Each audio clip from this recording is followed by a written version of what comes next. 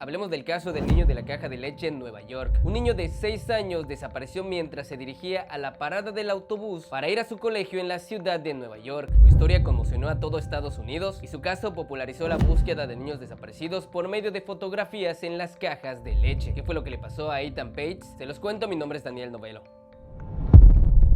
El 25 de mayo de 1979, Ethan Page, de tan solo 6 años de edad, salió de su casa ubicada en un barrio neoyorquino en Soho, Manhattan. Se estaba dirigiendo al paradero del autobús para irse al colegio. El niño estaba emocionado porque era la primera vez que sus papás lo dejaban ir y regresar solo del colegio. Ahí fue donde comenzó la pesadilla.